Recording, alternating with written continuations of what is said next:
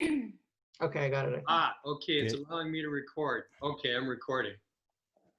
Wendy, you can hit the record button as well. So I think Dest has to give her permission. Oh, okay. Oh, I'll get it from you, Rob. No problem. Okay. Well, it's easier just to record it yourself because then you got another backup just in case it all falls apart. Plus, when I'm talking, I only see myself in the thumbnail. I see somebody else talking. It depends on who's recording, what view you see, right? Yeah. No, you can change it in the top right-hand corner. It says speaker view or gallery view. Yeah. Everyone can change it themselves, but it only records. And I'm saying, please request record permission. So, okay. Okay, so what should I have on in the corner, Desta?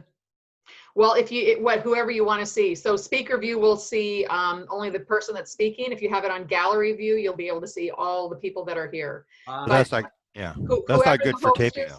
Yeah, whoever the host is, that's how it records, but everyone can have it on a different view, and it only records like that on the person who, you know what I mean? So if I'm the host and I'm recording, I'll have it on speaker view, so only the person talking the camera will pick up, but you guys can have it on gallery view and see everybody. Got it. Okay, I put it to gallery view so I can see everybody. Do you see that, Wendy? I have a gallery view, so. Okay, so you can see everybody. Okay, that's cool. Thanks for that info. The only problem is that when you do gallery view, when you play your tape back, you're going to get the gallery view, which isn't very good. If you're recording yourself, yeah. Yeah, but if you're going to broadcast it, it looks kind of weird when you have like the Hollywood Squares thing with all the people there. Now I haven't heard that in a long time. Careful, Grant. You're dating yourself here. There you go. Okay, so Wendy, do you want to record and you need permission? Yeah, give her permission. Just it says I'm recording now, so. Oh, okay. Good. So okay, so no problem. Okay, so. And then I can change the background each time to something else. For example, I can do that. How often do you want me changing the background, Grant? It's up to you. It's your tape that you're going to use. Desta's recording mine. I'm not recording. Okay. Every time I try, Sorry, Grant.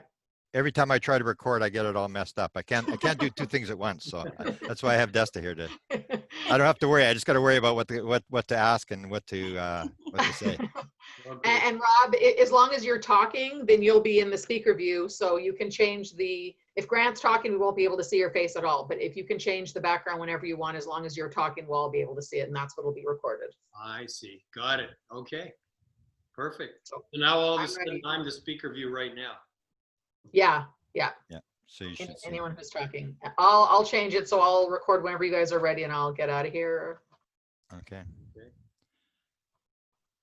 Just tell me a second before you start, Grant, so I can start. Okay, let's go 3, 2, 1. Good morning, good afternoon, good evening. This is Grant Cameron, and I have a very special interview today. I want to do a little short intro why I think this interview is so important. My career in UFOs has gone from one subject to another, and I just sort of let it go. And I sort of get on the right road, and I go down one road and then another road. And this is the latest road I'm on. I think this is one of the most important subjects there is.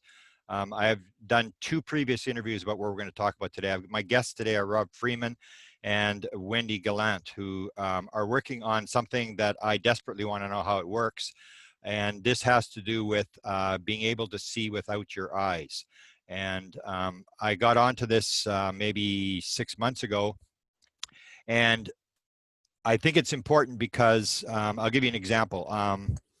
There's a study that's just been done, and I believe it was Bruce Grayson and David Huffer, I think his name is, who have done a study that showed that in the U.S. military veterans, 50% of all of these veterans have had a near-death experience. And I know in the free survey, Edgar Mitchell free survey, with UFO experiences, it's 37% have had a near-death experience. And so when I saw this, I realized this is very important, that what we basically have done with veterans, and according to the the work that I've seen done is that basically they just write them off as PTSD or bipolar, and they throw a bunch of drugs at them, and then you have this very high suicide rate. And I think it's incumbent upon us to study near-death experiences, because it's very, very important as to how does reality actually work. And so when I saw this this whole thing with the blindfolds that we're going to talk about today, I know from my experience with Bob Emenegger, who was the guy who did the UFO documentary UFOs Past, Present, Future in 1975, that he had a conversations with Hal Puthoff. And Hal Puthoff had been with the CIA doing the remote viewing program, and that they had been over in China, and that they had been investigating these children in China who were doing telekinesis and were seeing through blindfolds. So it was a couple of months ago, I suddenly saw a couple of videos, one from England, and I did the interview with Nicola Farmer, who's doing the research there. And then we did the one with the people in Utah where they were doing it. I basically said, this is Nobel Prize. I mean, it's not, if it was a fair world, this would be Nobel Prize. It's not a fair world, so a lot of people still won't pay attention to this. But in a near-death experience, a lot of the sort of the rational analytical explanations are, well, the brain is still alive, and that's why this person is getting these impressions of being up in the corner of the room, and they can see and they can hear. But basically, when you are on an operating table, they tape your eyes shut so that you don't scratch your cornea. So whatever they want to say about the brain being alive or being dead, the eyes are closed. You cannot see. There's no way they can explain that.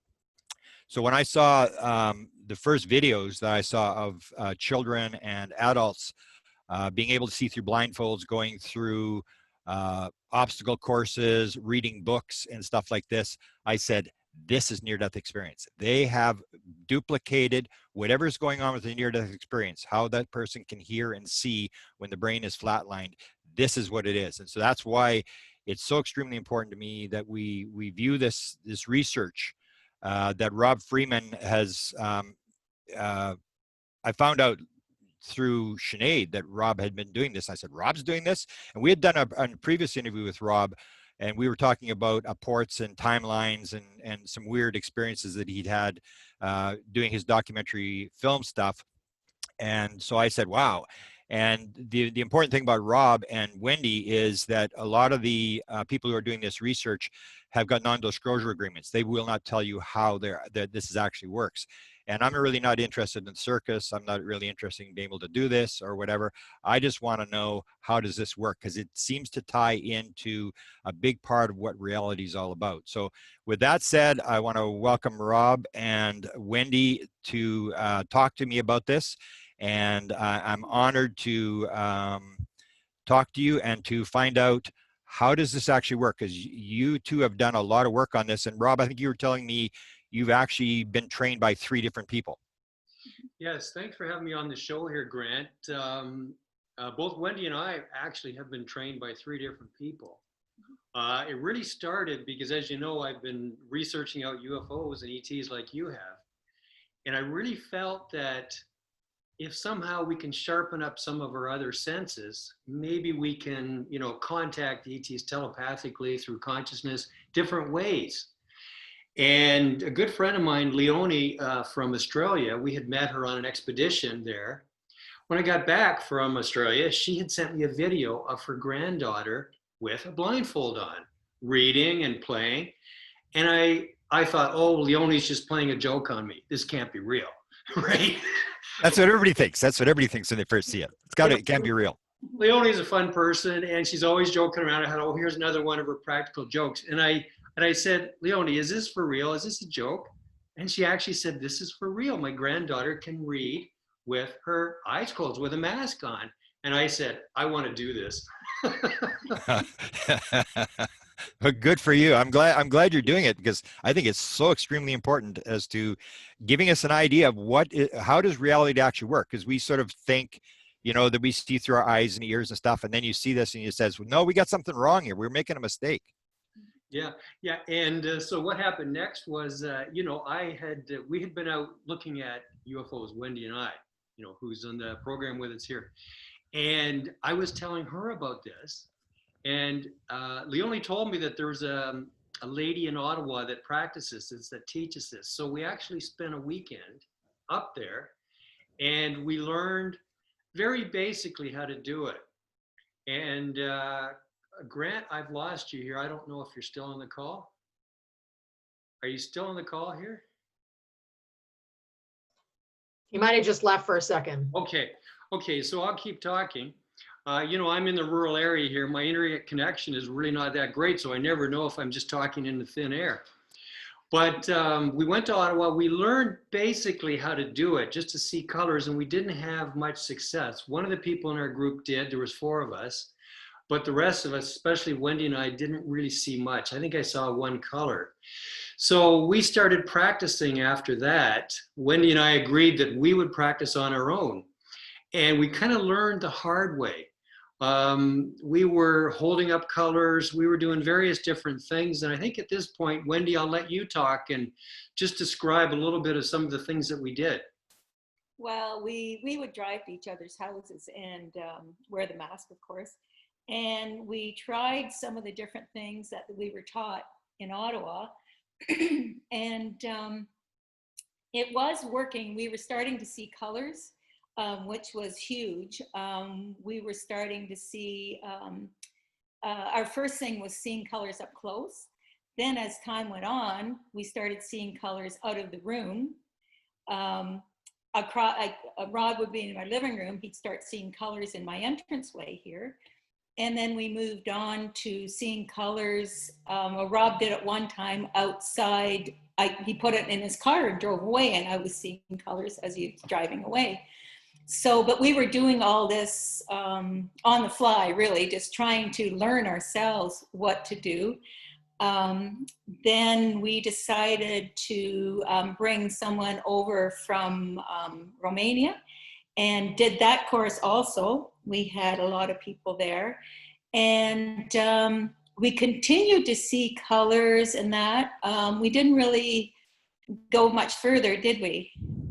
Really? No, we tried hard. I remember we had a few sessions. Wendy, you were the first to actually see characters. Yes. And letters, and it was unbelievable. Well, it was a little bit of an emotional experience for you because you couldn't believe what you were seeing. Yeah, what actually happened is it just opened up for me all of a sudden. And it was emotional because when Rob would walk past me and he'd ask me what letter this is. And I remember distinctly the one day the letters started to just form for me. It wasn't like boom, it was there. It just started to form. And every time he walked by with a different card, the letters would start to form. So that was our first introduction to actually seeing letters and stuff. Wow. And I just want to mention here, Grant, at this point, I know that many people in the world believe that only children can do this. Yeah. And in fact, some of the trainers absolutely believe it 100%. Many of the trainers are adults and they cannot even do this themselves. Okay. Yeah. I didn't believe that.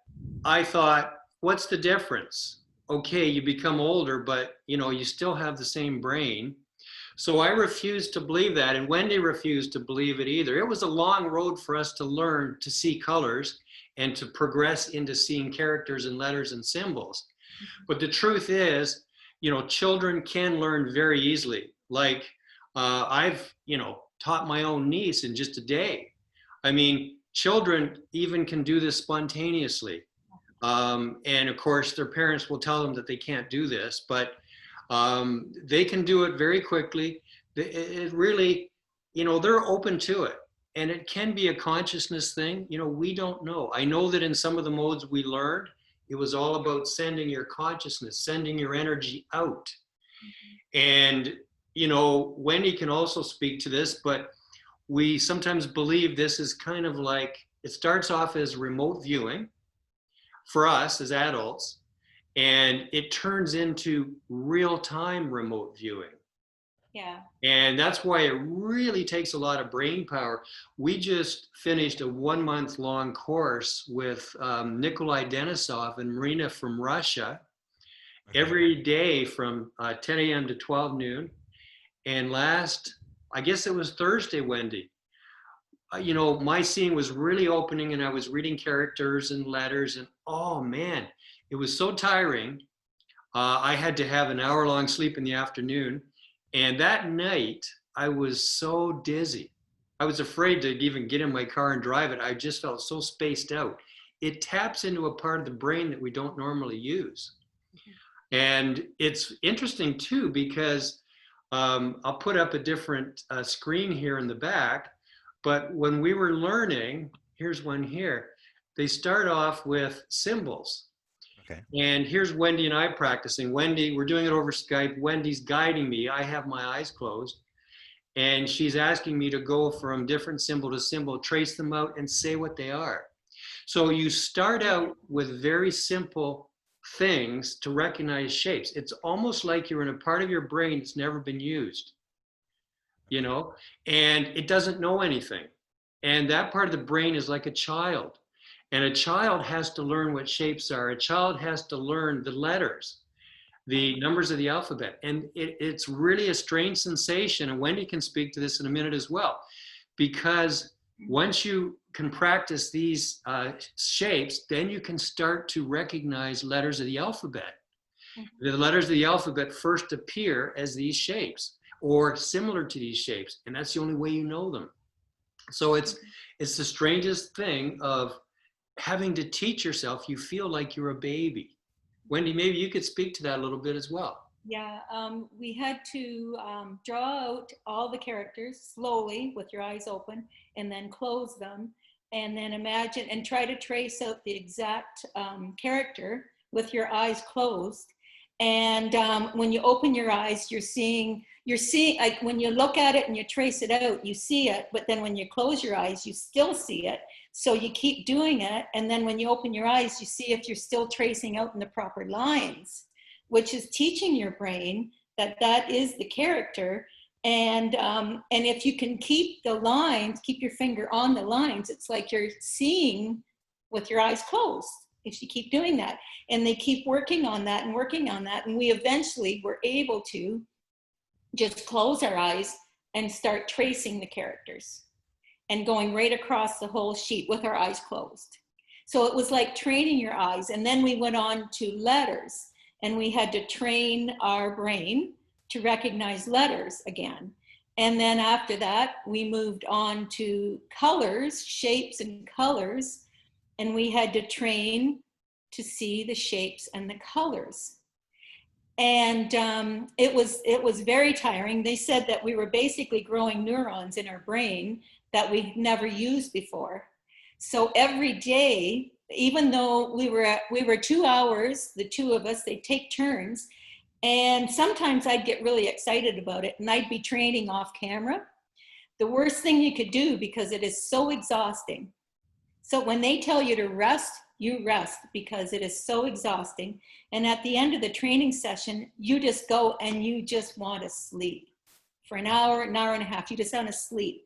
And they say that that's what you need to do, because the next day you'll come in fresh, and everything you learned the day before has been incorporated into your brain, and you can move on. And but I found it totally exhausting. I think you did too, Rob, didn't you? I did. I really did. And I found that, you know, there's different modalities here. And Wendy and I were very fortunate to have practiced or learned from 3 different people, because they're totally different ways. So I don't say there's any real right and wrong way. It really is just training your brain. Anybody can do it from 0 to 90. I mean, it doesn't matter. The easiest thing we found, like Wendy and I came at it from a different direction. We really got good with colors. And it crossed over into remote viewing, totally. It crossed over into remote viewing in other time periods. As Wendy says, I would get in the car and drive away with a color up on my dash. We had walkie-talkies. She would tell me the color. We even did once or twice, Wendy, where I placed a color. I think it was in my home here, and you're in Bayfield, where you live, an hour away. Yeah. And then I took the color away, Grant, for an hour. Then we talked, and I asked Wendy to go back into the time period an hour ago. Wow. And tell me what color I had on my desk, and she got it right. So it seems all of this is connected. It is, you know, it really is connected into consciousness. Like, it's not your eyes that are seeing. I don't even know how to describe it. It's like your brain is getting the information directly. It's not that you're seeing per se. It's like all this information is out there everywhere for all time. So it's like all information everywhere for all time periods, period. And then you're just training your brain to go and get a particular piece of information. Now, when you want to actually see something and read, you're asking your brain to get the piece of information that's on the page in front of you with your eyes closed or with your mask on. And your brain goes there, your consciousness goes there, and it sees it, it interprets it, and gives it to you. But that's just scratching the surface. Wendy, maybe you could describe some of the other things that are connected with this. Well, I've had a few really unbelievable experiences happen to me since we started doing this. And the one just recently that is imprinted is when Rob and I were practicing across the computers, and he asked me what color he was holding. He didn't show it to me. He asked me what color he was holding. And he said, come into my house, walk up the stairs, go through my bedroom, into my bathroom, and into this quiet room, he calls it. And he said, I'm holding a colored sheet of paper and I'm walking across the room to the window, and the sun is on the window. And as he was describing that, I actually saw him walk across the room. I could describe exactly how he was walking across the room. And as soon as he said the sun's on the sheet of paper, I saw it hit the sheet of paper. And I said, you're holding an orange sheet of paper. And he said, yes, I am.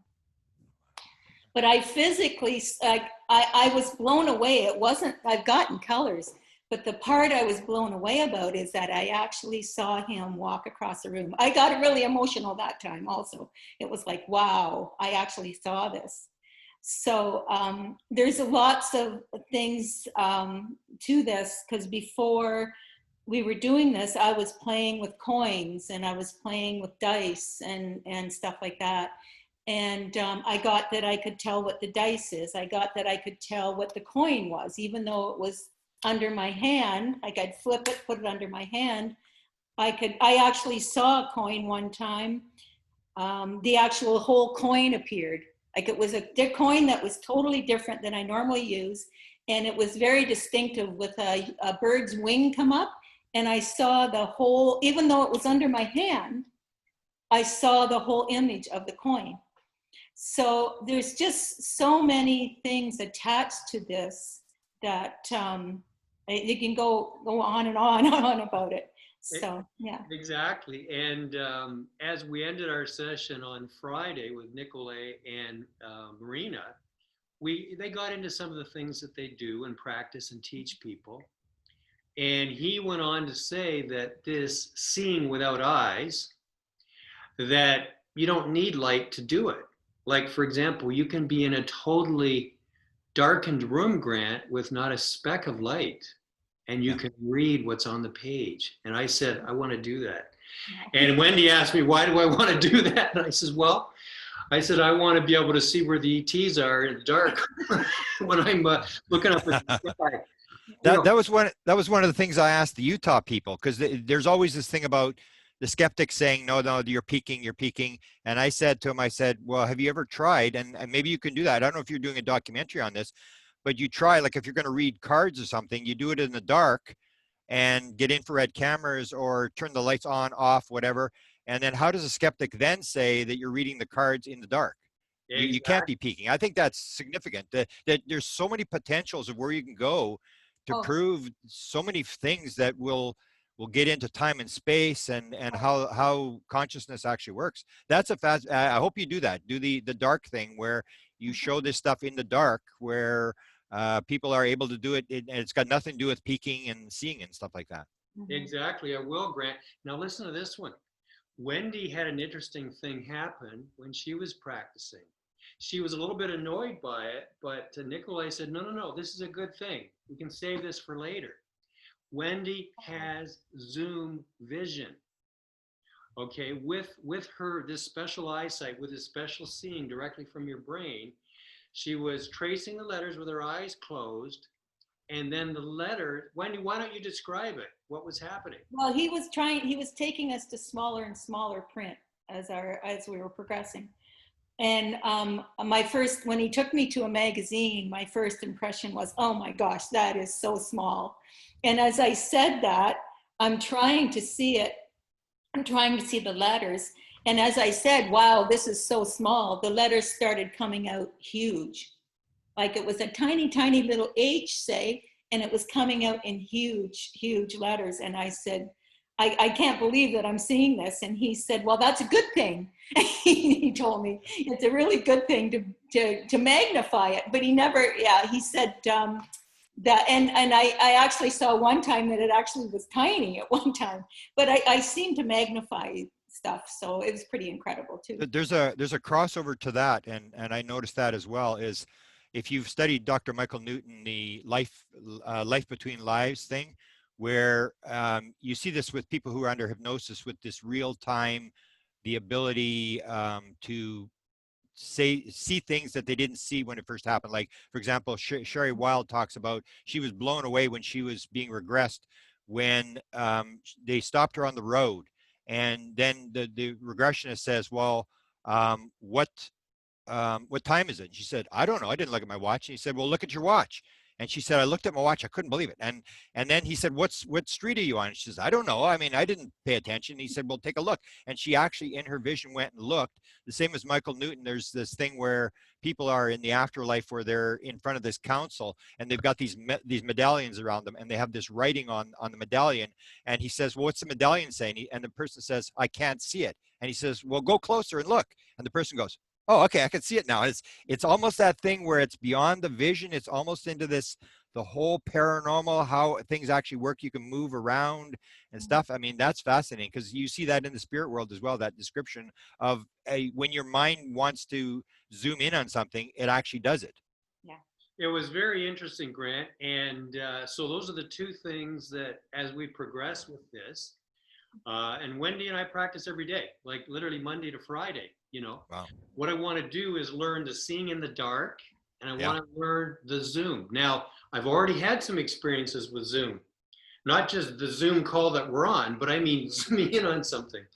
I had my letters got big all of a sudden. Now, he asked me why I wanted to have that, and I said, well, once again, if we're out on an expedition and it's dark, and I have all my cameras set up. And it has Zoom cameras on there as well.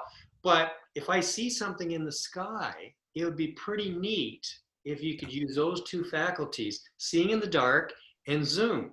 And you could look in the windows and you could see, okay, this is a plane. This is a conventional plane. No, this one here, this is a legitimate ET craft. So you can train your brain to do these things. It's almost like you have this computer that's fresh and green, and you can train it to do whatever you want. But if you don't train it, it's like a drunken soldier, Grant. In other words, it'll just wander all over the place. Yeah. You've got to actually, like a kid in school, you've got to train him. You've got to sit it down. He's got to be sitting at his desk, pay attention to the teacher, and you got to keep the kid, you got to keep this student on track. Because a prime example that we first learned about that was when Wendy and I were at her place seeing the colors. And this part of the brain gets bored very easily. It's like it needs interesting things. And Wendy, you tell the story. Well, I'm not sure which story you're going to tell, but the one where the other room. Oh yeah, that was actually really funny. Your brain does get really bored really fast, and actually Nikolai Denisov says that too, because he would change it up really quickly. Because once you start, it'll go bang bang bang. You'll see stuff, and then all of a sudden it get bored. So he'll switch it up to something else, or then he'll switch it up to colors. And we were practicing, and we were doing colors almost like then we were doing that 2-3 times a week, but we were doing colors every day. And I'll never forget this. I was sitting there. And Rob comes out with this color, and this seriously what happened. My vision just went into the other room. Like Wow. literally, it was like it just came out of my head and it went into that other room. Yep. And at that point in time, and I looked at Rob and I was like, and I'm wearing my mask and I went, I can't see anything you're doing, but I'm over there. So he went in and just ran with it, went in and started pulling colors up and setting them on my couch in the other room. And I was getting them bang, bang. It was just bored with doing the same thing that we were doing over and over again. Yeah. See, that crosses over again with the near-death experience thing, where people are suddenly they're in the operating room and suddenly they're in the room where their kids or their parents are crying and stuff like that, where it's almost like to me, it doesn't seem to be brain. It seems to be consciousness, that the consciousness is separate from the brain. The brain is part of the like sender receiver, but the consciousness is what's actually moving around. Yeah, I think you're right on that, Grant, because how is it possible you can go into another room? Like, we made sure, for example, in the case of that, where I had the colors on the couch, I made sure where Wendy was sitting that the wall was blocking her. In other words, I looked, and there was no way that even if she was peeking under her mask, which she didn't do, but just say she did, that there wasn't a direct line view over to the couch.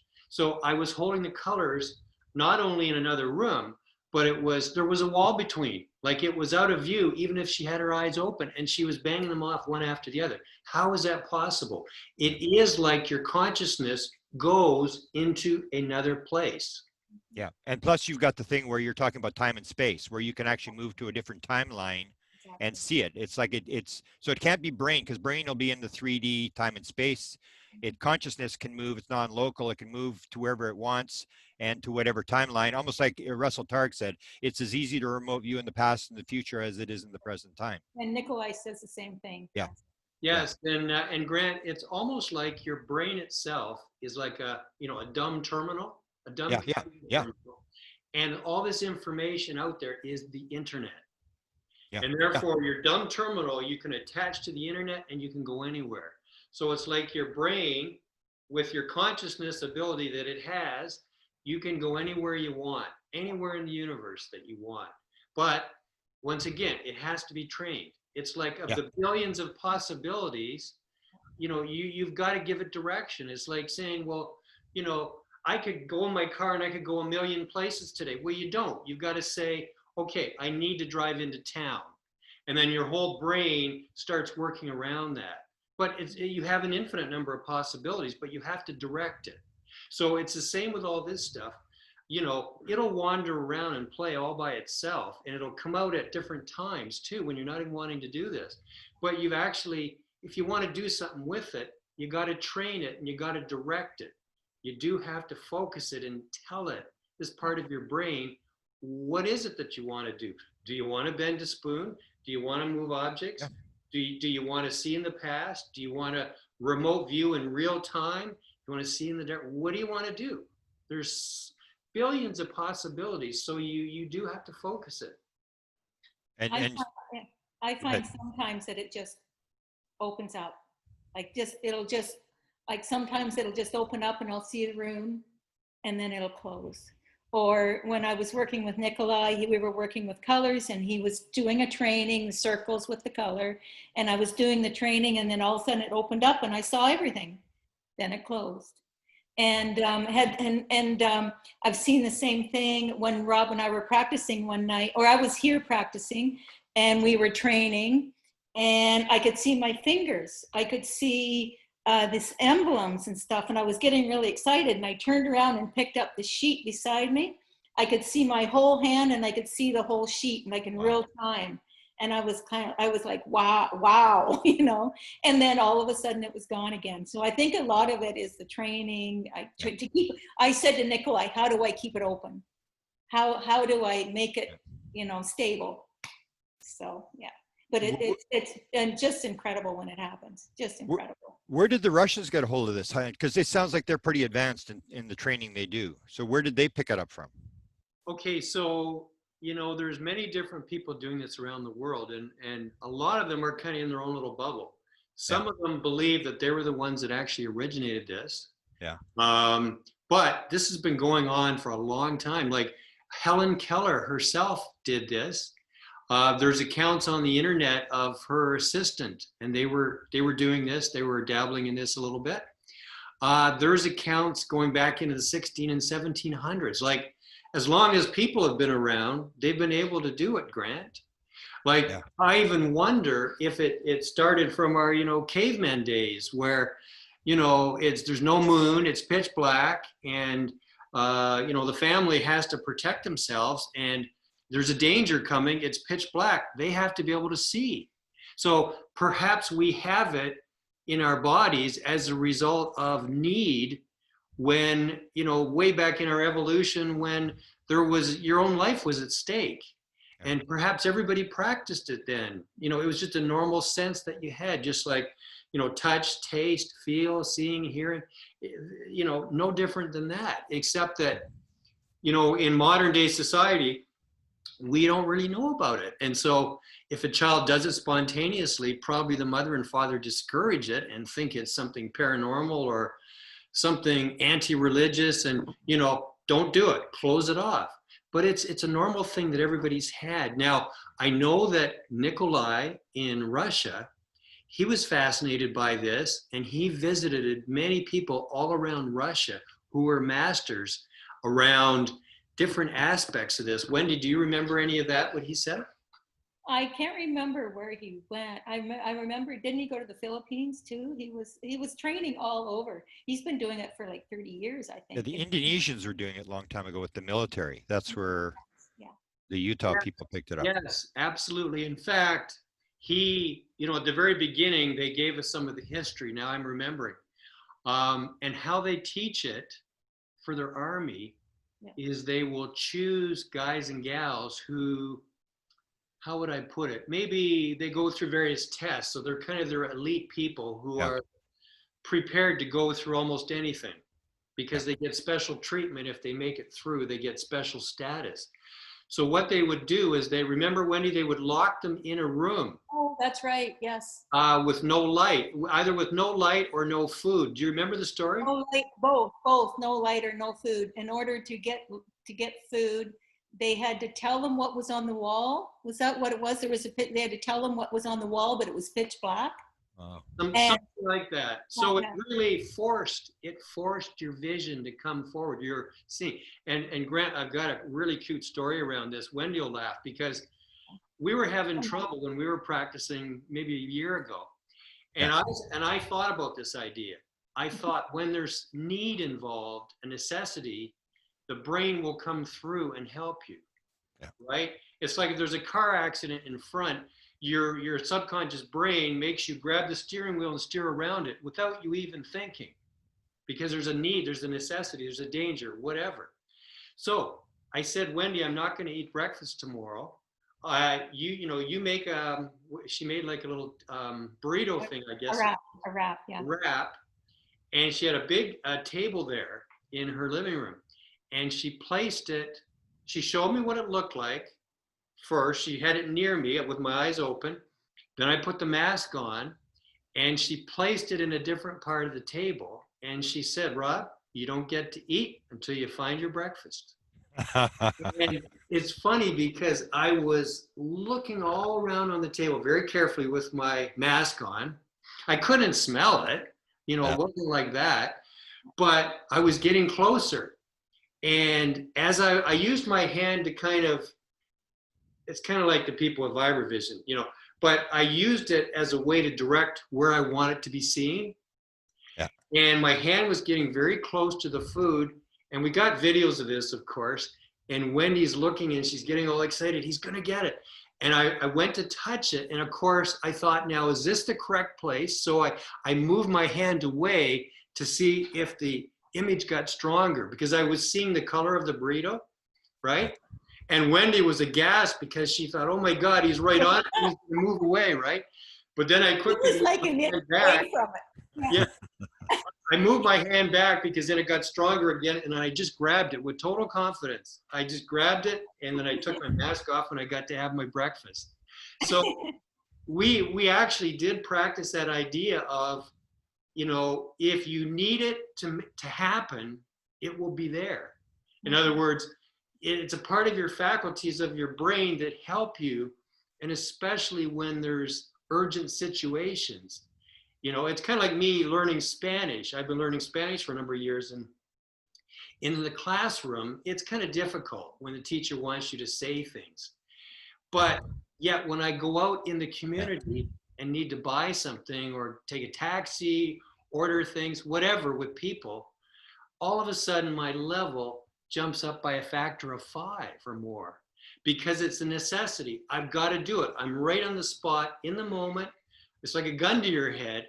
You got to do it for fear of embarrassment or for fear of not being able to do what you got to do. Versus when you're in the classroom, it's kind of different. Your brain gets lazy in the classroom and it said, oh, this isn't real. I don't have to do it. But when you're in a real life situation, you're forced to do it, and all your brain power, even the parts that you have never been used, come alive. And so that's why they do it like this in the Indonesian army. And that's Nikolai witnessed all of that. That was one of the many things that he researched out. And then, you know, he learned himself, and then he's been teaching people for a long time. There's other people in Russia. There's people in Germany. There's people in England. There's people in the States. There's people in Canada. So there's people all over the world teaching this. Yeah, but you're doing the good part where you're trying to figure out how it works rather than, because a lot of people they're making money, and that's fine. You know, you're going to teach other people to do it. But to me, it's the what's behind it, because you're mentioning this thing about the necessity. Destin and I just did the book Contact Modalities, and it fits into that where basically you don't need to do this to survive, and so your brain goes to sleep. Everybody can do it, but it's not until you're forced. And we had stories in the Contact Modalities where we have the guy in the float tank, where he goes in the float tank and suddenly he opens up, or he fasts, then he goes in the float tank. And it's this kind of thing where you're forcing yourself to do things that you wouldn't, because the brain is very lazy. Like, we're very lazy, and if we don't need to do it, we lose the talent to do it because we don't need to do it. But when you're forced to do it, so I'm glad you guys are doing the work on trying to figure out what's exactly going on, because then you can find out the potential. And one of the things I would like you to do the experiment, and it's done in the near-death experience, and they haven't had success yet, where they have the little shelf above the operating table that has the word on top of the shelf, and nobody's seen it. But the problem is, when you're out of your body, when you're dying or whatever, that's the last thing you're going to do is look for the shelf. You don't even know it's there. And so that may be something where, because it looks like you're outside time and space, it looks like you're able to move the consciousness around. So that would be another experiment to see whether you can, you know, hide an object up on a shelf, because that's one of the main experiments I've been doing for years and have never been able to prove that somebody can do that. I'm sure we'd be able to do that. It's like when we were practicing at Wendy's, we got further and further away with this stuff, and we would put things over on her shelf. And oh, there you go. You know, I was required to go over there and tell me what's on the shelf. You know, tell me what color it is. And Wendy the same thing. I mean, it seems that when you're having fun with it, Yes. the brain really likes it. It's like this part of your brain is connected to that sort of childlike, playful side, and it needs that. It likes little games. It likes the playfulness. It likes the fun. And if you can bring those elements into this practice, it will open up. But it's like, you know, it's a fine line. If it feels like it's in school and it has to sit down, it'll just shut off. I mean, it's a very fine line to get it to get this part of your brain to come alive. We also found that shutting down the left brain also. We had to think of ways to stop the left brain getting involved. So we would start talking constantly, keep the left brain occupied and just talking constantly. Or we would, you'll see in the videos, we were doing circles with our hands, or tapping or whatever. And sometimes we couldn't get a color or a letter or whatever, but as soon as we started doing that, and it was like the left brain all of a sudden got occupied with what you were doing, and all of a sudden, boom, out it would come.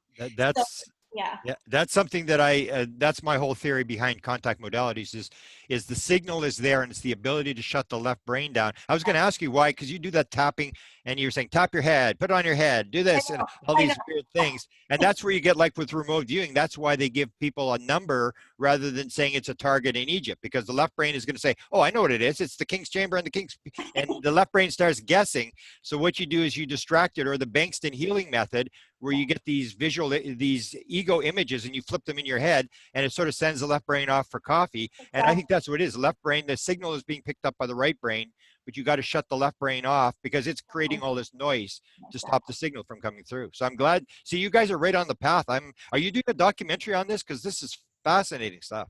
Well, we may have to in the future. We'll see. I mean, I compare this, Grant. It's like, say you're with a friend at a rock concert. Yeah. And it's so loud and your friend is whispering in your ear. They could whisper all night long and you will not hear a thing. Yeah. But as soon as you stop the noise of the rock concert, now they're whispering directly in your ear. It's like very loud. Nothing has changed. I mean, they're still whispering in your ear. Yeah. So that's what Wendy and I found. If you can somehow either distract or shut the left brain off, it seems that's where the ego is. And the ego does not like to know that the other part of the brain has this ability, and it will block it out every chance it gets. It's kind of like it's saying, I'm the boss, not you. You know, you'll do as I tell you, and that means sit with your mouth shut. So it's hilarious, some of the things that we're doing to distract the left brain in order for this very weak signal to come through. And it's almost like a little kid. If you bully the little kid now will just sit as a cowering in the corner. But it's like, you've got to stop the bully. The bully is the ego. And if you can move that bully out of the way, then this little scared little child will start to peek out. It'll start to come out. It'll start to play. It'll become your friend. I mean, it's the very deepest part of you. And it's really just about practicing over and over again. And I guess, and letting this part of your brain become confident and just very practiced. And then it will keep happening for you. Wow, that's just absolutely fascinating stuff. One of the things I noticed with the kids, that they mentioned two of them separately, and they didn't get asked about it, but they said, I can hear things a mile away. Have you looked at that sort of aspect of the hearing and not just the seeing? Rob, you had something happen to you during the training, Rob, remember? You couldn't get the one letter? Can you remind me, Wendy? Okay, well, we were teaching our brains that these letters were going on, and Rob was having really difficulty with this one letter, and it was a V, but in that he had difficulty, and then he said, I just heard it. Wow. He heard the letter. He didn't see it, but he heard it. It's in one of the videos, Rob. Yeah. And he said, is it a, I just heard it's a V. And we went, yeah, it is. Yeah, and Nikolai said, write that down, didn't he? Because he said a lot of different stuff's going to happen to you now. Yeah. Yes. And, he talks about interpretation. In other words, there's all this information, Grant, and the brain can interpret it in different ways. So I guess I wasn't seeing it. So maybe the auditory part of my brain gave it to me as a sound. Mm-hmm. And said he wants this information, but it's not coming through visually, so he gave it to me at sound. I had a situation happen one time in the morning. My partner was in the bathroom off the master bedroom, and I was just coming out of sleep. So it's that, it's that time period just when you wake up, kind of in the in-between. Yeah. And I coughed. I had a cough, but I heard it from his position in the bathroom. In other words, if it was the strangest thing, because, that is like 20 feet away from where I was sleeping, but the sound I heard as I coughed was not from my ears. It was coming as if I was in the bathroom, hearing it come from the room. So it was like my consciousness was over with him at the moment, right? Yeah. And that was a fascinating thing too. But it all fits together. It's all part and parcel of the same thing. All the same. Wow. The people that you've trained, I've seen the people, the blind. I mean, I can't see why people wouldn't run down this road, because people have worked with blind people, where actual blind people with no eyes can actually see. Have any of the Russians worked with blind people or this sort of thing? Because to me, it would be, especially if the hearing is involved, the people who can't hear would be able to hear, the people who can't see would be able to see. And I can't see why people don't, like, to me, when I see it, I go like, wow, this is Nobel Prize stuff. It simply is. And I can't figure out why people aren't jumping on this thing. Absolutely true, Grant. And, you know, Wendy and I talked at the beginning, it'd be pretty cool to teach blind people to read, but there's a real problem around that. They have to want to do it. Yeah. And we've talked to various trainers who have attempted to teach blind people. Yeah. And I'm not saying it's impossible. If a blind person is really, really, really motivated, they can do it. It's actually way easier to teach a person who had sight, who has gone blind, because they know what seeing is all about, and their brain can recreate that. The problem that we were told by blind people in general, it's not good to make general statements, but this is what they noticed, was that even though they might express a desire to learn, unless they're really super motivated, their deepest fears are keeping them from learning, because they're so comfortable and understand their world of being blind, that when that's threatened by the fact that you'll be able to see again, or see for the first time, it is so scary for those people, and it's so fearful at a very deep level. That's the obstacle they have to get over. It's not impossible, but you know, it would be very cool to be able to teach blind people, but many trainers have given up and have said, unless they are actually convinced from the person themselves that they want to learn, they won't do it, because it's an exercise in frustration. They've had many parents come to them, you know, with a blind child and say, please, please, please, you know, will you teach my child to see, you know, and I don't mind paying whatever it costs to learn. But they have found that it's not the parents that have to be motivated, it's the person themselves. And you see, when you look at somebody that's never seen, they have no idea what colors are. You have to start teaching them the colors. You have to start teaching them what colors are, what letters are. You have to start right from the very basics. Yeah. So you're talking about the training. So take me through what kind of training you've done, how much time you spend every day doing this, for people to realize how long you've done this. We've been doing it about 3 years, Rob. Wow. Yeah, I think it's about 2.5 years now, 2.5. So we're into our 3rd year. Yeah. Something like that. And how many hours a day do you work on this? Go ahead, Wendy. Well, I was just going to say, we were doing it. We committed ourselves in January to do it every day.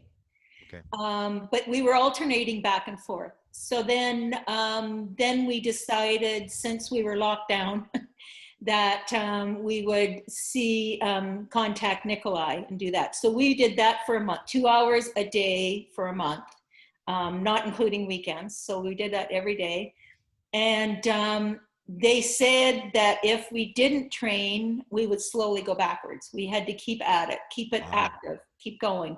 It isn't something that just stays. If you don't use it, you lose it. Yeah. So we did give it a rest. We only finished that last Friday, where we actually did read paragraphs in a magazine or in a book. Wow. You read out of your iPad, and they said the iPad was good because you can carry it anywhere and you can read notices and everything straight from your iPad, and that would keep it active too. And it's just a matter of closing your eyes. Now, it's totally different than with the mask, because a lot of people think that you might be peeking or anything, but I'm more interested in the consciousness side of it. I don't care whether people believe me or not. You know, I just want to experience it. So yeah. Yeah, and Grant, too, a lot of this is very specific. It's like when you work out, a lot of exercises are very specific to certain things that you do. Like I remember when I lived out west, I got tired out hiking, yet I worked out at the gym every day. And I asked my trainer, why do I get so tired hiking? He says, well, exercise is very specific. I can set you up with exercises that will train you for when you're hiking. It seems that this seeing is the same way. For example, Wendy and I had learned for the past 2 years wearing a mask. Okay, with Nikolai and Marina, they wanted us to ditch the mask. Just keep your eyes closed. They said the reason for that is if you learn with a mask, you likely won't be able to do it if you take your mask off and close your eyes. Because the brain is totally attached to the mask. Your brain believes that, oh, this is something I can do with a mask. That's the only time, you know.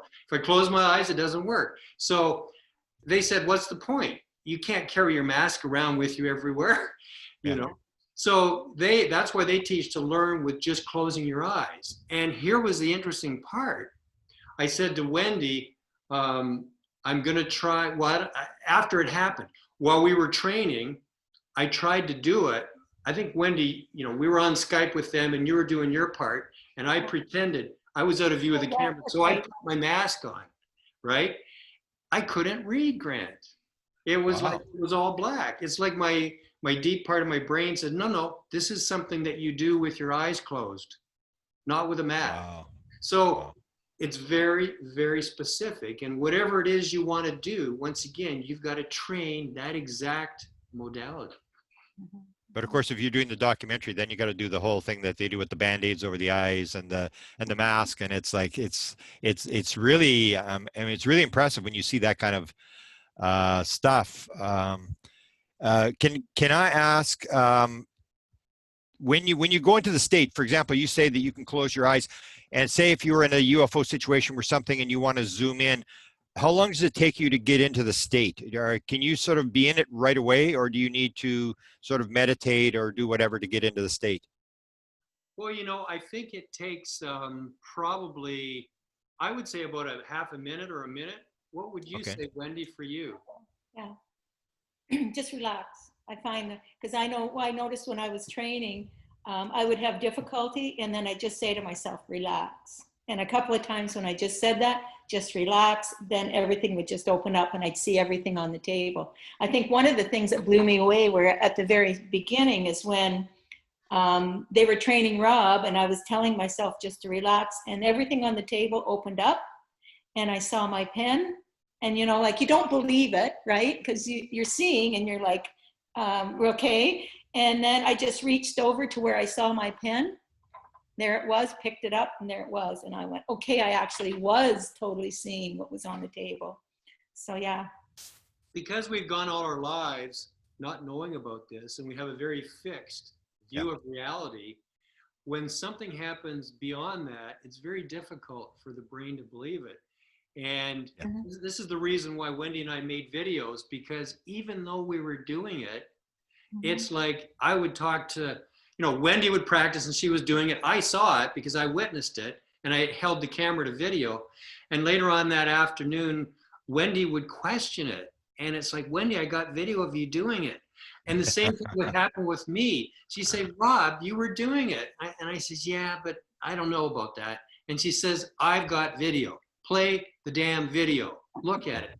Our ego side is so strong with our fixed beliefs that it takes a long time to bust through that and to go down that path so many times that it's now a well-worn path, Grant. Yeah. Especially our age, yeah. That's what I also want to mention is that for people that are watching this video, I'm in my mid-60s and so is Wendy. Like, we know people. Thanks, Rob. I'm sorry about that, but I'm trying to motivate people, right? I know. But, you know, anybody can do it. Yeah. Anybody. Again, I think it comes down to that shutting down the left brain, because in contact modalities, I talk about something that neurology doesn't really want to talk about, and that's this thing about the left brain interpreter. So in the left brain, we have this thing that guesses at things. So the world becomes inconsistent, and suddenly you're seeing letters that you shouldn't be seeing, and there's like a hole in the wall. Your worldview is all collapsed, that it's not a physical world. And the left brain interpreter, which is an actual element in the left brain, just makes up something. It says, oh, it was just your imagination or whatever. And that's when you have this thing. It makes sense that if you relax, it's the idea of shutting that little voice in the left brain down and opening up the signal and picking up the signal. Yeah, I agree 100%. It seems like, you know, we're in our left brain all day long, you know. Yeah. We're human. Instead of being human beings, we're human doers. It's do, and think. And, you know, what about just being a human being where you just be? And when you just be, you can connect into all this other stuff. But when you're a human doer, it's that left brain, that ego that's trying to accomplish this, that, and the other thing. And it has no use for all the other parts of us that we really have. And That Rob, really do add value to the life. Rob's very, very technical, as you know, with all his cameras and all his videos and his night vision and everything. And I had to get really imaginative to shut his left brain down. Yeah. And that would be why it regresses. If you don't practice, the left brain starts to take back control. You're in the physical world and you're doing physical things, and it just sort of blocks the signal again and takes over. Well, yeah, and we had one time too, Grant, where I wasn't able to get the color. And we had these Bristol boards, like a coroplast. It's that very, you know, they're very light, right? Yeah. And so Wendy quietly came over and just tapped my head with it. And bing, I saw the color. So then for a while after that, when I'm there, you know, Wendy's on the other side of the room trying to get me to see colors, I would just hold that board and tap my head with it. And once again, the left brain is so incredibly strong. I had to laugh. The funniest time, though, the funniest time was when you were sitting there trying to get colors and he couldn't get them. And so I'm there waving it and I'm directing him where it is and everything. And I just walked up and I flicked him in the forehead a little harder than I should have. It was like, and I'm like, oh no. And he got the color right away. Not only that, I put cups in front of him with a ball in it. He got the cup and the ball. He got all kinds of letters and everything. Just from me doing that one flick, it just put him right out of his left brain, that he couldn't believe I actually did it. And then we got laughing so hard that he just went ahead and got a whole pile of stuff afterwards. So. Well, I certainly hope you're doing a book or documenting this thing, because I mean, you're on the leading edge. I mean, you fit the mold where I think it's going, and I'm so happy that you guys are doing this, because you seem to have figured it out.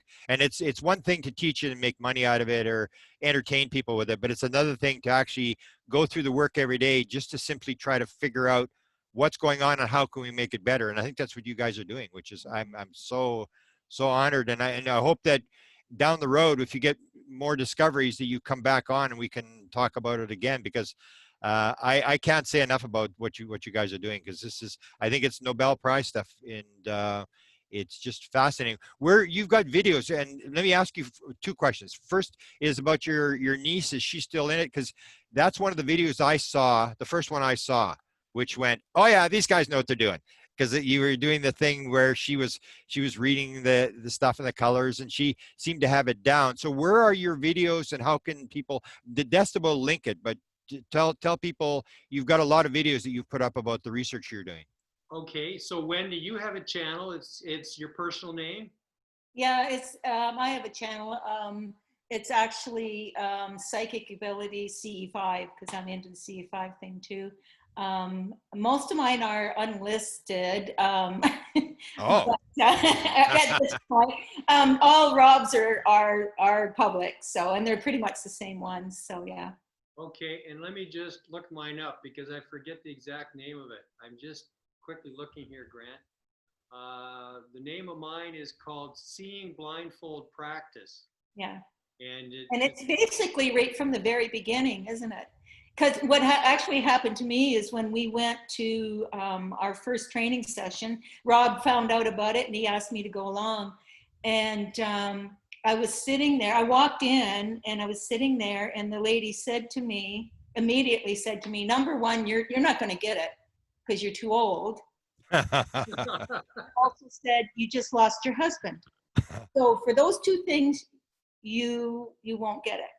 And you know what? I didn't.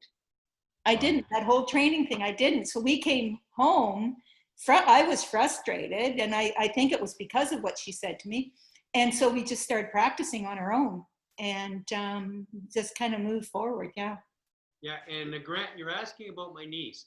So she actually came in on the session when we had the lady over from Romania, and she was starting to get it. And then when the lady went back, I continued and I taught her, and she opened up very quickly because she was just very young. That's an impressive video. That's very impressive. Yeah, and I have a place in Costa Rica, so I go down there and we'll practice a little bit when I go down there. But yes, and she comes here, we'll practice a little bit when she comes here. But, you know, she's put the patches on her eyes and then the blindfold on, and she can read.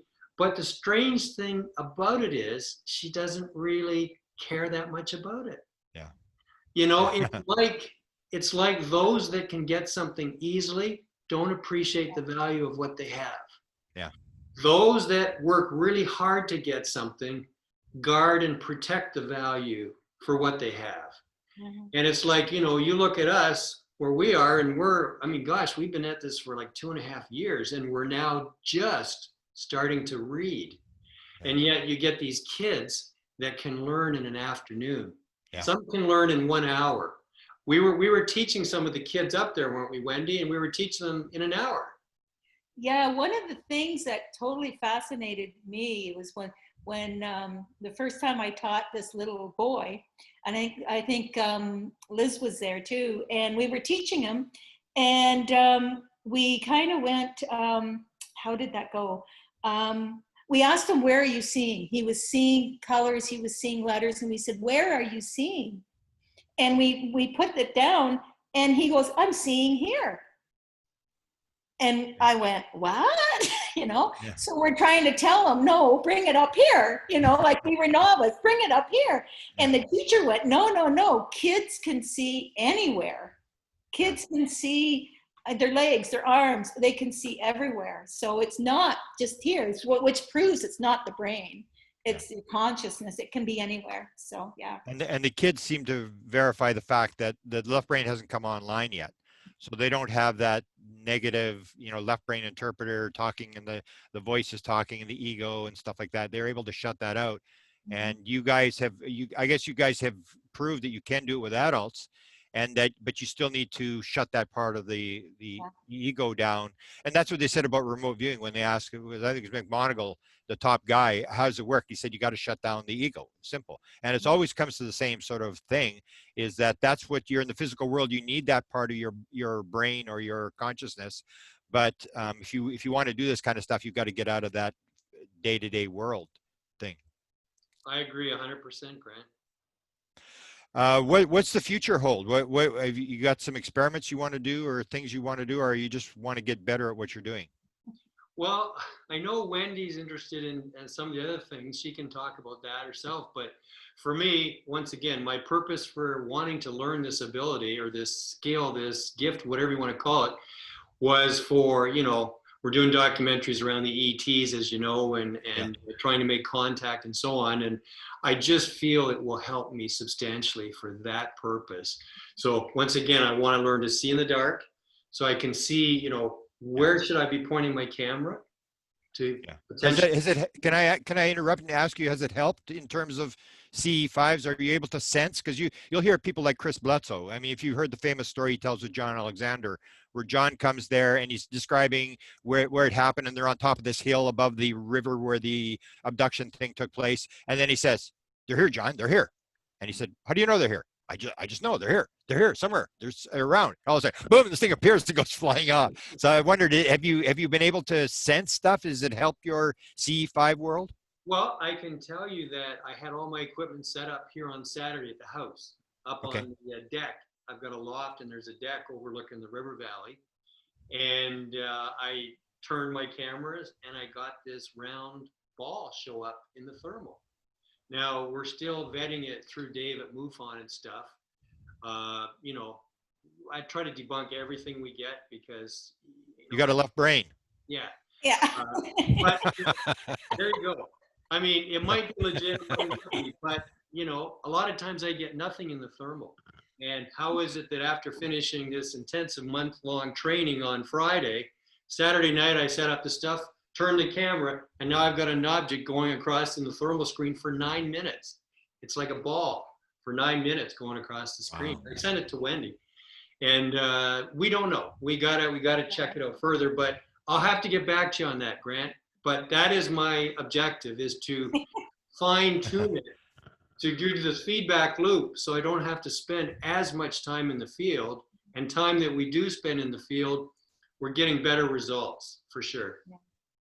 Okay, and last questions. What are you doing in terms of documentaries? You're a documentary guy. You travel the world. I think that's even part of your name. You're your website or whatever, right? Yeah, it's Rob Freeman, UFO World Explorer. It's really a personal passion of mine because of, the sighting that I had, the 2 sightings when I was a kid. We've told each other about the sightings Yeah. we had when we were younger. And I'm really just checking all this out. I'm researching it out. I'm trying to make contact. We believe we did, that one being in Australia. But I want to have closer contact. I want to have more continued contact. Want to get messages from them that I can share with, my fellow man, messages for me. I really want to connect with the ETs. So we're just continuing to do documentaries around this, everything we're documenting, and then report back to everybody. We'll be out in Vancouver and BC area. You and I are planning an expedition along with Marcus, and other people are coming along potentially. So, it's great to know all about this stuff. For me, it's actually getting out into the field and experiencing it directly. And of course, that's a whole nother video, all the high strangeness and everything happening right around you. We could go on for hours about all this. And what about you, Wendy? What's your ultimate goal in all of this? Well, that's kind of how Rob and I met. I was seeing weird stuff in the sky that I didn't really understand. One night in particular, I live right by Lake Huron, right on the beach. I'm a sailor here. And I would go, right after my husband passed away, I would go down to the beach all the time, almost every night. And I was seeing these really weird lights in the sky. And a few nights, it was like fireworks. It's the only thing I could explain. It was just like fireworks in the sky. But this one night in particular, I sat there for 3 hours. And by that time, I knew this guy at that point. And I thought, there is a light out there that shouldn't be there. There's a star there that shouldn't be there. So I just sat there, enjoyed my evening, and kept an eye on this thing. And then I just decided to pack up and come home. And as I decided to do that, this light just started to move. It was sitting in the same spot for 3 hours. It started to move up to front of me, and then stopped, and then just went right up over my head. And I'm like, okay. Wow. And I was like, what was that? And since I've opened up, I went to a Greer expedition right after my husband passed away. And what he told me was, because of that, I had opened right up. Like, I was seeing things, I was hearing things. And I sat and talked with Dr. Greer for quite a while about it, because I didn't understand what was happening with me. So he kind of explained it to me, and I had all kinds of weird things happen at his expedition. I had people come up to me and go, well, how can I do that? And I'm like, you really don't want to know how you can do it. But then when Rob and I started getting into this stuff, and I can't prove any of it. I'm hanging out around with a guy that wants to prove everything, but I can't prove any of it. But I've had messages given to me. I sense people around me. I've had weird things happen around me, haven't I, Rob? We're at that one house and stuff. So I just become fascinated with it all. I can't explain everything that's happened to me. It's like the time I was down at Lawton with you at that conference, Paula's conference, and Rob and I went out sky watching, just the two of us, and we went out to the park, and we were meditating on this rock out in the park. It must have been like 1 o'clock in the morning, and I had this vision of this being appeared right in front of me, and I actually saw it reach out and touch my forehead. Wow. And I was flooded with energy. Like, flooded. I could, for about a month after the words, that energy would almost buckle my knees. That's how strong it was. And Rob kept telling me, tell them to turn it down. But I've had some really freaky things happen to me. And so I just become fascinated with this. And when I'm practicing, sometimes I become fascinated with what my brain will give me. because a friend gave us some 3D pictures, like Yeah. a square 3D, or like a, yeah, 3D. And I'd never seen that before. So Rob was on the other side. I held the picture up, and my right brain projected something in front of me, and I couldn't figure out what it was. And it was its interpretation of the 3D. It was just a 3D block, but my brain had incorporated it differently. And I said to him, it looks like a 3D square. And Rob went, yeah, it is. And that was my first time I'd ever seen that. So it's just, I just find it so fascinating, just fascinating. Yeah. Wow. Well, I certainly hope you do documentary and you tie into consciousness, because that's where you're at. That's what so interested me, because I've been on the consciousness thing since 2012. And in fact, that's what Greer says. You know, Greer says it's all consciousness. Consciousness is, and so he taught that to Tom DeLonge. And when Tom DeLonge goes to Lockheed Skunk Works, that's when he says, the guy says, how does it work? I just want to know, how does this thing work? And he said, I think consciousness is involved. And the head scientist at Lockheed says, now you're talking. And for 45 minutes, all he wanted to do was talk about consciousness. And I think that's a key component to the UFO mystery. Greer picked it up first, and you guys are right on the edge of this thing. And I hope you do some sort of documentary on this, because again, I think this is absolutely one of the most important stories I've ever seen. And I'm glad you guys are doing it, rather than making the money out of it or stuff like that. You're actually trying to figure out how it works. And that's all that really interests me. Well, thank you so much, Grant, for having us on your show today, and appreciate that. And Beautiful. you know, maybe one day we'll get together and I'll teach you in an hour how to see colors. There you go. That's fascinating. And I can think of so many experiments. So let's stay in touch, because I think of all these experiments, like the thing with the shelf, and the thing of doing it in the dark. Like you have these kids, even just getting, or the one that you have to do if you do a documentary. I can't figure out who did it yet, but if you've seen some of the documentaries, these kids playing ping pong with blindfolds on. I mean, that was so impressive. It's like, yeah, you explain that, or you could almost do like a challenge, like the $10,000 challenge. Okay, you think you're speaking through the blindfold? We'll put the blindfold, $10,000, and we'll see you do what some of these people can do. It's unbelievable, and I think unbelievably important. So thanks for sharing with me, and hopefully we can stay in touch. And I'd like to know what you're doing, and I maybe give some ideas of where I'd like you to go, because you're on the same road that I'm on. Thanks. Perfect. Absolutely, Grant. Okay. Wonderful. Thank you very much. Yeah. Okay. Yeah. Okay, got it. You like that, Desta? That was great. Yeah, people will love that. Except that on my screen for Grant, it says Sinead Whalen. Yeah. I thought I changed the name. Because we have a joint account, but she signed up for it. So it's actually a joint account. But I don't think it says it when we watch it on YouTube. I'm pretty sure it doesn't say your name. No, Doesn't matter. just for me when I'm seeing his name. yeah. That's just to see if we're paying attention. Yeah, there you go. Exactly.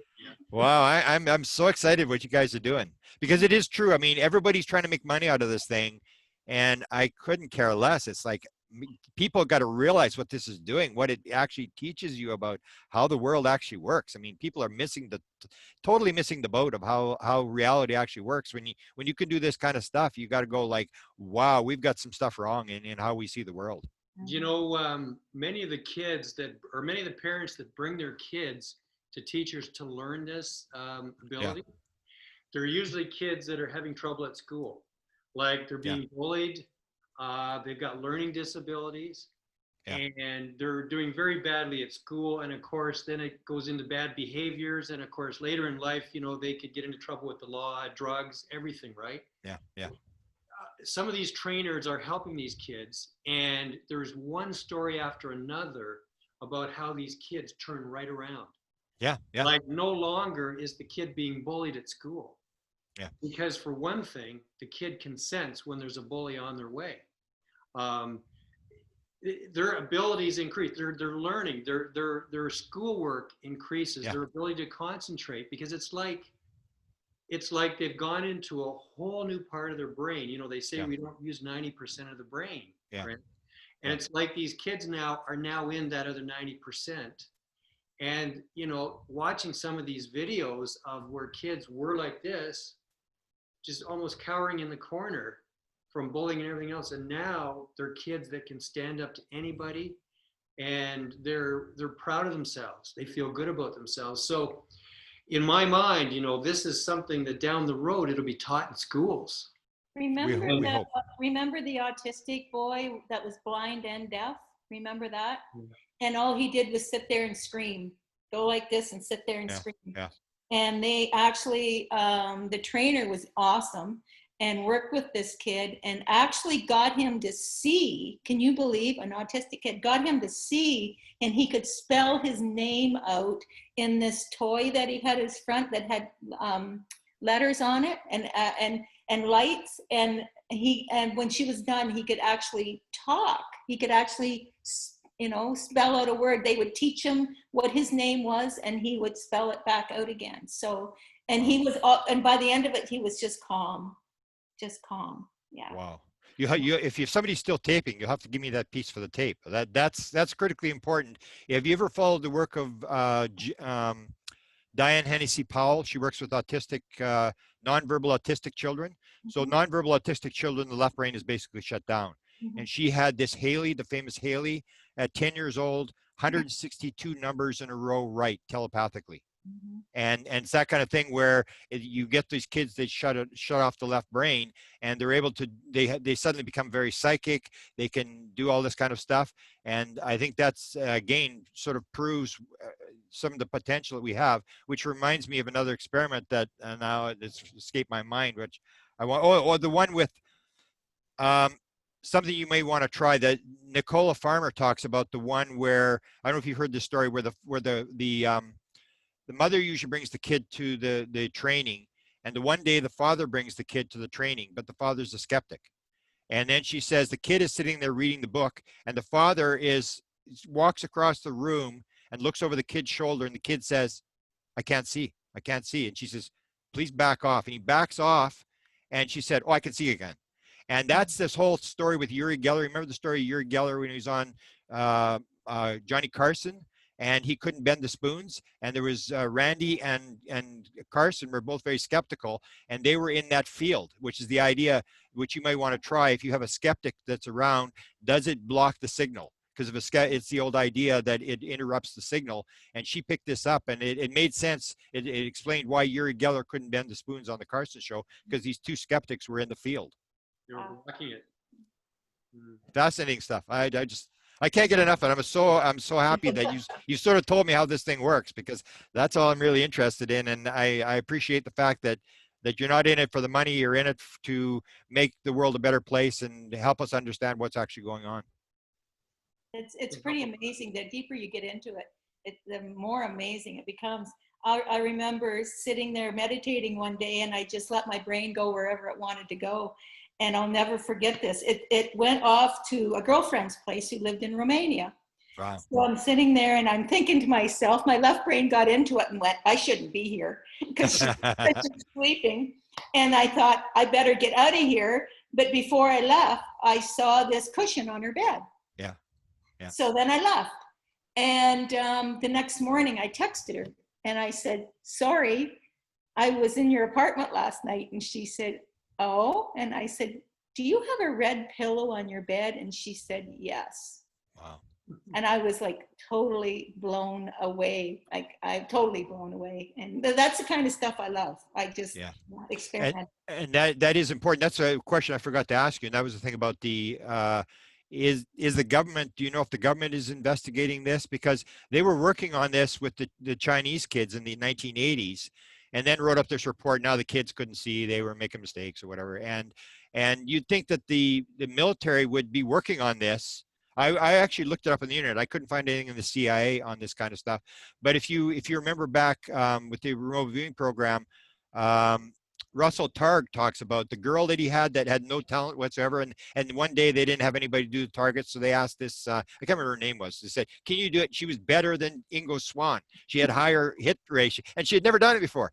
And it was the old idea that she didn't know she couldn't do it. But he was doing experiments with her, almost like you said, where they actually, I don't know if you heard this story, they sent her to the Kremlin.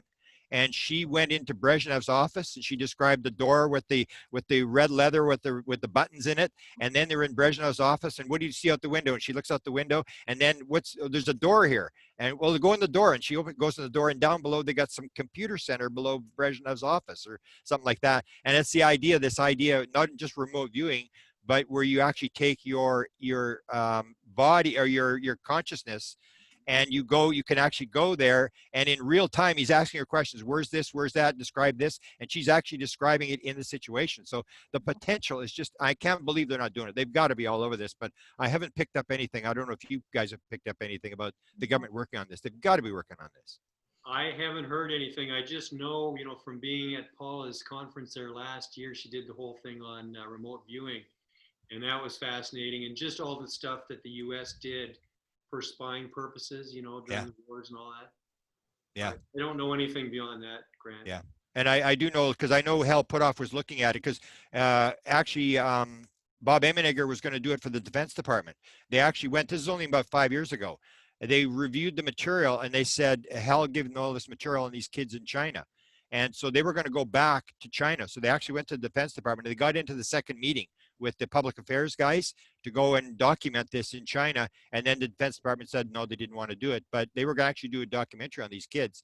So it's all over the place. And I didn't realize, and even until you said there was 3 people, and the more I go, the more you see there's more people doing this.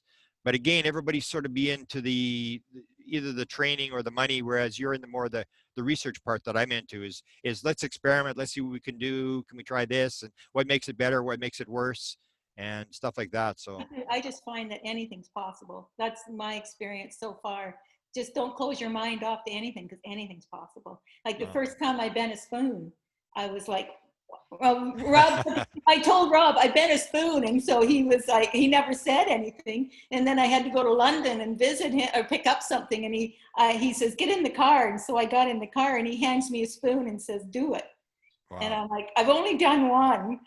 He says, do it. And so I'm still blown away, because it was like, and this is my second time. Yeah. And the spoon just melted. That's all I can say. Wow. It just melted. And I'm like, and you can see in my face, I'm like, oh my God, I did that. I just find nothing's impossible now. I actually got video of it, Grant, because I put her on the spot in the moment before she even had a chance to think. Wow. I said, do it. And I turned my video camera on, and she did it. It bent. Yeah. No problem. That's what blows me away. Like, why would people not investigate this stuff? I just can't. It's beyond me. It's like, I just look at it and I go like, wow. I mean, it's almost like the worldview we've got is so distorted and so bad. And this just shows the potential of what we could actually do. It just blows me away. I guess, it shows how much the human race has really enslaved themselves. Yeah. And we're in this belief system that we just propagate from one generation to another, that we just accept as normal. Well, it's not normal. It's total enslavery, right? Because all the things that we can do, we're taught to believe that that doesn't exist, or that's in movies, or, it's crazy. But we have so many more abilities, and depending on what you want to zero in on, I mean, as Wendy says, the sky's the limit. Humans have so much potential, but it's like we're just all totally enslaved. We're not recording right now. The thing that opened my mind up totally, and I'm going back to when my husband passed away again, but I'm sitting there in my house coat, and I get an email, and on my iPad. So I'm kind of curled up in the chair, and I'm looking at my iPad, and it was someone that my husband didn't particularly like. Okay, so I'm reading the email, and this, honest to God, this happened, and I don't tell too many people, but my sleeve of my house coat lifted up and went back and forth like this. Wow. And then dropped back down again. Wow. And I'm looking around going, how did that just happen? And after that, I'm like, anything is possible. Absolutely anything is possible. So. And I guess that's our job. Our job is to awaken the world. It's almost like the Bible says, too much is given, much is expected. Or Edgar Cayce said, knowledge not used is sin. So our thing is if we know And so anything I can do to promote what you guys are doing, I will do as many broadcasts as I can. I think this is absolutely the most important story I've ever seen in 45 years, beyond anything. It's just, it shows the potential and it's duplicatable. It's not something where it's like a UFO sighting where you got to hope that it's going to come, or, you know, you can actually produce this stuff when on command. Exactly, because you can, I have found, and I have no proof again, Rob, but I've found I've meditated up on the bank here in Lake Huron, and I have said before, show me something, you know, show me something. And I've had multiple times when an orange ball will appear and come over the lake towards me. One time, even underneath the clouds. Like it was an orange ball underneath the clouds coming towards me. Now, a friend of mine says I'm manifesting it because he says I'm manifesting it, but I don't know. I just think the sky's the limit. I really do. I agree. Yeah. Absolutely agree. I mean, it's all consciousness, and we may be manifesting it. We are the ones that are doing it, but you can still do anything. I mean, if you believe, or even Jesus said, you know, if you believe, if you have the faith of a mustard seed, you can say to this mountain, move, and it will move, and nothing shall be impossible. It's that idea. But we're on the forefront where we're up against people who, you know, understandably are skeptical, and they're still in that world where they're taking their kids to soccer practice and trying to pay the bills and stuff like that. But I'm so happy you guys have talked to me, and I hope we can do it again. Fantastic. And Wendy, why don't you send Grant the link to your channel so that he can post it in the description as well? Oh, sure. Yeah. Desta does I've got a lot of stuff there that I don't think Rob has, because I had it all on my phone and I downloaded it onto YouTube. So sure. So it'd be great. And Rob, what was yours again? I have mindfulpractice.com, but it was at C. Let me just look it up again. Okay, so mine is, one second here. Okay, it's called Seeing Blindfolded Practice - Rob Freeman. Oh, damn.